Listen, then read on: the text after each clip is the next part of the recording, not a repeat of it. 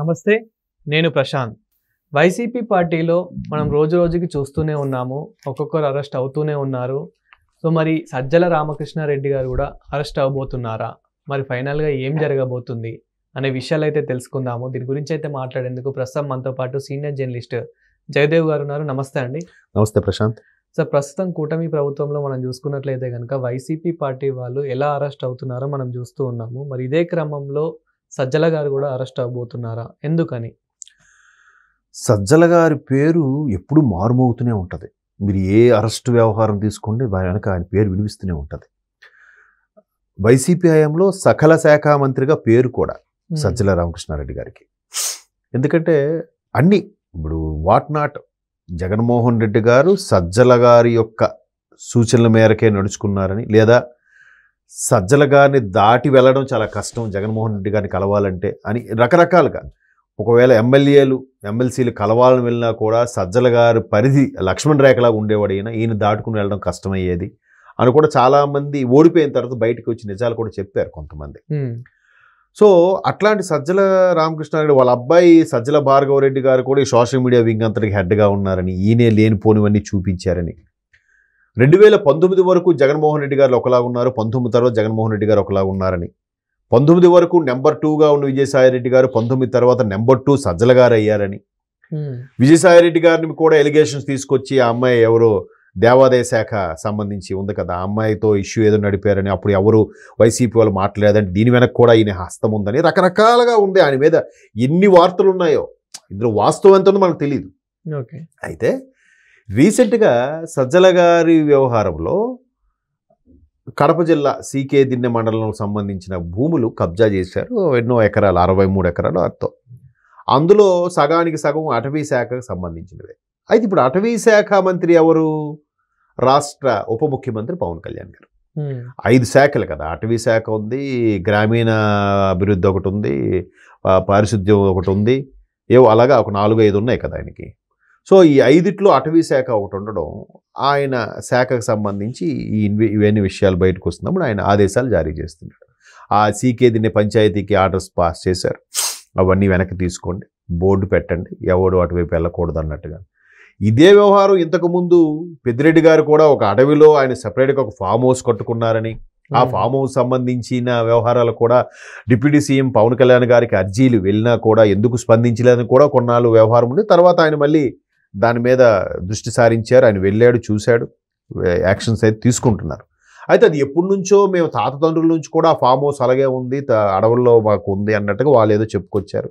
ఇదంతా ఏంటంటే ఇప్పటికీ సామాన్యులకు అర్థం కానిది ఏంటంటే, గవర్నమెంట్ వచ్చి ఆల్మోస్ట్ ఆల్ ఇంకొక 20 రోజుల్లో 1 year అయిపోతుంది. 20 రోజుల్లో 15 రోజుల్లో 1 year అయిపోతున్నా కూడా అందరూ అడిగే ప్రశ్న ఏంటి, వైసీపీ హయాంలో ప్రతి ఒక్కరు చాలా చేశారు కదా, కబ్జాలు స్కాములు చేశారు కదా, వీళ్ళందరూ ఇప్పుడు అరెస్ట్ అవుతారు. అందరూ అదే ప్రశ్న. లిక్కర్ స్కామ్ కేసులో కూడా చాలా మంది అరెస్ట్ అవుతున్నారు. లిక్కర్ స్కామ్లో కామెడీ ఏంటంటే, ఆ రాజ్ కసిరెడ్డి అనే వ్యక్తిని సెంటర్ చేశారు కానీ సజ్జల గారికి ఏం తెలియదంట, విజయసాయిరెడ్డి గారికి ఏం తెలియదంట, మిథున్ రెడ్డి గారికి ఏం తెలియదంట, అసలు జగన్మోహన్ రెడ్డి గారికి ఏమీ తెలియదంట. ఎట్లా మరి? ఈరోజు కూడా జగన్మోహన్ రెడ్డి గారు ఒక ప్రెస్ మీట్ పెడుతూ అసలు అది ఒక స్కామే కాదు, మేము స్కామే చేయలేదు, చేస్తే మా దగ్గర మనీ ఉండేవి, మా దగ్గర మనీయే లేవు, మేము ఇస్తే ఇంకా తీసుకుంటాము, ప్రభుత్వాన్ని కాపాడుకుంటాము అని చెప్పేసి కూడా మాట్లాడుతూ ఉన్నారు. సో ఇది ఎంతవరకు నిజం అంటారు? అతని దగ్గర మనీ లేవంటే ప్రజలు నమ్ముతారా? ఎట్లా ఉందంటే, అత్తారింటికి దారి ఏది సినిమాలో ఒక చిన్న డైలాగ్ ఉంటుందండి. నాకు ఉద్యోగం పోయిందండి, ఇండియా వచ్చానని చెప్తుంటాడు హాస్పిటల్లో పవన్ కళ్యాణ్. చెప్తుంటే పక్క నుంచి ఎంఎస్ నారాయణ పక్క బెడ్లో పడుకొని, ఈయనకి ఉద్యోగం లేదు, ఈయనకి డబ్బులే లేవంటే అంబానీ అడుగు తింటున్నట్టే లెక్క అని అంటాడు. అంటే అంబానీ స్థాయి వ్యక్తి ఈయన డబ్బులు లేవంటే ఎవడు నమ్ముతాడు అన్నట్టుగా ఒక ఎటకారంగా డైలాగ్. అలాగా జగన్మోహన్ రెడ్డి గారి పైసలు లేవంటే ఎట్లా చెప్పండి?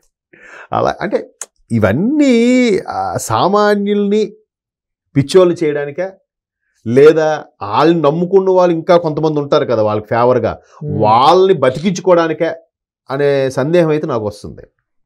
అంటే క్లియర్గా కనబడుతుంది. ఇప్పుడు 2019 నుంచి ఆల్మోస్ట్ ఆల్ 23 స్టార్టింగ్ వరకు కూడా గవర్నమెంట్ అమ్మిన ఏ ఏరక్ షాపులో కూడా, అదే ఈ లిక్కర్ షాపుల్లో కూడా ఫోన్పే కానీ యూపీఐ కానీ క్యూఆర్ కోడ్ కానీ స్వైపింగ్ కానీ ఏమీ లేవు, ఓన్లీ క్యాష్ అండ్ క్యారీ.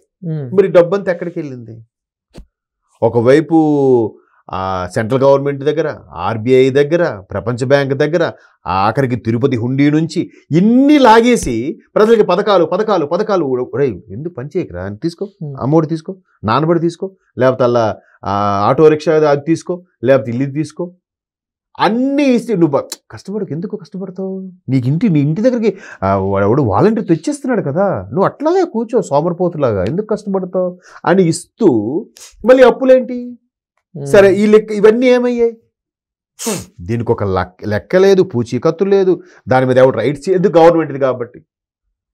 అబకారి వాడు రాడు, ఆ ట్యాక్స్ వాడు రాడు, లేదంటే ఇంకే ఫుడ్ అండ్ డ్రగ్ వాడు ఎవడు, దానికి సంబంధం లేదు అనుకుంటే చెప్తున్నా.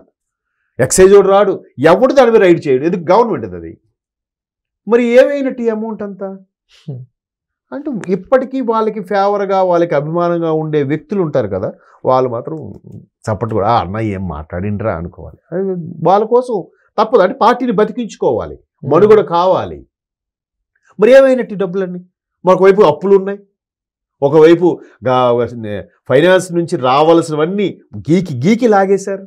నిర్మలా సీతారామన్ గారు క్లియర్గా ఒక లెటర్ కూడా రిలీజ్ చేశారు. ఇన్ని జరిగితే మరి ఇదంతా ఏమైనట్టు? తిరుపతి హుండీ నుంచి కూడా తీసుకెళ్లారు కదా.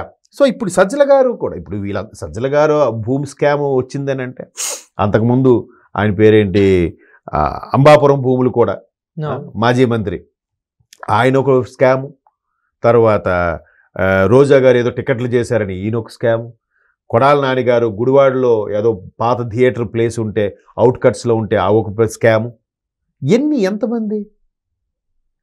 ఎంతమంది స్కాములు ఎందుకు చేస్తున్నారంటే, నేనైతే ఏమంటానంటే వాళ్ళనే సపోర్ట్ చేస్తాను. ఎవరు? ఈ మాజీ మంత్రుల్ని. పాప జగన్మోహన్ రెడ్డి గారు ఒక అభివృద్ధి చూపించి వాళ్ళకు ఒక కమిషనో లేదంటే వాళ్ళకు ఒక షేరో ఇస్తే వీళ్ళు మంత్రులు డెవలప్ అవుతారు, వాళ్ళ తోటి కార్యకర్తలు, నాయకులు, ప్రతినిధులు అందరూ డెవలప్ అవుతారు. అన్ని నా అకౌంట్లకి రావాలంటే పాపం వాళ్ళు ఎలా బతుకుతారు? నెక్స్ట్ ఎలక్షన్స్కి ఎలా పోటీ చేస్తారు? చేయలేరు కదా.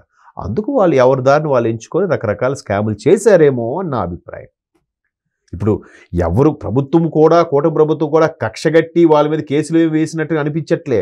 ఒక్కొక్కడు వ్యవహారం తవ్వుతూ ఉంటే వస్తున్నాయి బయటికి. వీళ్ళు కావాలని పనిగట్టుకుని చేస్తే 6 నెలలు చాలు కదా అందరిని అరెస్ట్ చేయడానికి, లోపల వేసేయడానికి. చంద్రబాబు నాయుడు గారిని లోపల వేసి 52 రోజులు ఉంచారా లేదా? మరి అప్పుడు దాని తర్వాత దాని విట్నెస్ ఏది? దాని ఎంతవరకు దాని విషయం ఏది? ఒక మాజీ మంత్రి, దివంగత ముఖ్యమంత్రి తమ్ముడు వైఎస్ వివేకానంద రెడ్డి గారి హత్యది ఇంతవరకు ఏం తేలలేదుగా. ఎవడు చంపాడంటే ఏముంది? అల్లాడు దొరికాడు, ఇల్లుడు దొరికాడు, ఆడు ఎప్రూవ్డ్గా మారాడు, ఈడు ఎప్రూవ్డ్గా మారాడు. అవినాష్ రెడ్డి గారి మీద ఎలిగేషన్ ఉంది, ఏది ఎక్కడ ఏమీ అవ్వట్లేదు. ఎవరిది ఎక్కడ లోపం నాకు అర్థం అవ్వట్లేదు. ఆయన మళ్ళీ ప్రెస్ మీట్ పెడతాడు, చంద్రబాబు నాయుడు పరిపాలన చేత కాదు, మళ్ళీ మేమే వస్తాం, మేము వచ్చినాం మేము కొడతాం, ఎక్కడున్నా ఏ విదేశాల్లో ఏ దీవుల్లో దాక్కున్నా మేము వచ్చి వాళ్ళందరినీ బయటికి లాగుతాం అని జగన్మోహన్ రెడ్డి గారు ప్రెస్ మీట్ పెడతాడు. అంటే కార్యకర్తలు ప్రతినిధులు కాపాడుకోవడానికే. సరే కూటమి ప్రభుత్వం ఎందుకు డిలే చేస్తుందా? మేబీ చట్ట ప్రకారం వెళ్ళాలి. ఇప్పుడు ఆపరేషన్ సింధూర్ ఉంది, ఎందుకు ఆపారంటే ఏం చెప్తారు? చాలా ఉన్నాయి దాని మీద. జీడిపి మీద ఎఫెక్ట్ పడుతుంది, దేశం యొక్క అభివృద్ధి మీద ఎఫెక్ట్ పడుతుంది, కొన్ని వేల కోట్లు ఖర్చు అవుతుంది. అవునా? ఎక్కడికక్కడ స్తంభించిపోతాయి అన్నీ. అందుకు ప్రభుత్వం ఆచితూచి బట్టి వార్నింగ్ ఇచ్చి వదిలేరు కదా. అలాగే ఇక్కడ కూడా అరెస్టులు గిరెస్టులు అంటే దానికి ఒక బందా ఉంటుంది. మేబీ అది 1 by 1 నడుస్తుందని నేను అనుకుంటున్నాను. చూద్దాం మరి కూటమి ప్రభుత్వం దీన్ని ఎలా వీళ్ళు వేసే ఈ నక్కజిత్తుల వ్యవహారాలకి ఎట్లా తిప్పుకొడుతుందో, ఎట్లాగా ఈ అరెస్టుల పర్వం ముందుకు తీసుకెళ్తుందో చూడాలి. Thank you sir.